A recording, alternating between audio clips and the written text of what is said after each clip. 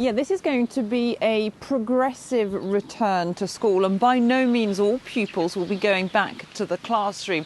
The government had announced that schools would be open as of today, the 11th of May, but straight away those schools that are opening have put down some teacher training days, because there are of course new health and safety measures to be put in place and totally new ways of teaching the pupils that the staff are going to have to get used to. So we won't be seeing any pupils returning to this school where I am today. That's set for later in the week on the 14th of May. And indeed, some schools are not opening at all. It is voluntary for parents to put their kids back into class. And it's not for all age groups either. For example, here in this village, the parents of nursery school age children, aged 3 to 5, they've been told that's not going to open until at least September.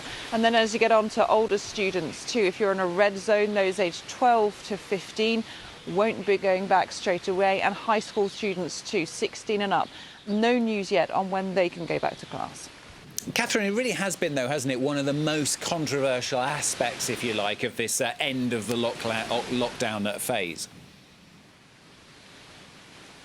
Absolutely. There's been an awful lot of people unhappy with the French government's plans to open schools on the 11th of May. A lot of people saying it's just too soon and that this is going to spread the COVID virus further and perhaps start a second wave around France. People worry too about the safety of their children. So it is voluntary for parents to put their children back into class. And I've spoken to some who say they're just not prepared to do that because of the health risk, perhaps of contracting coronavirus, because of reports of associated inflammatory conditions, which are said to be very rare, but still very concerning for parents.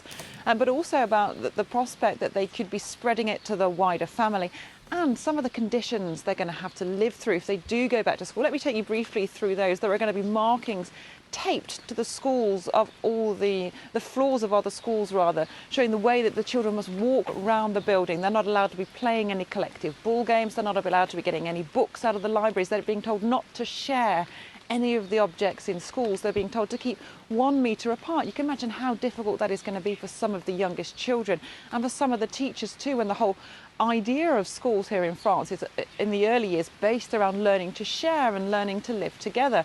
They're going to have to be seated at separate desks, all facing forward, not sitting in small groups. A lot of the activities that they used to do are going to be just completely out of the window. So some parents are unhappy about putting their children back into school, saying that it could perhaps be even more traumatising for them.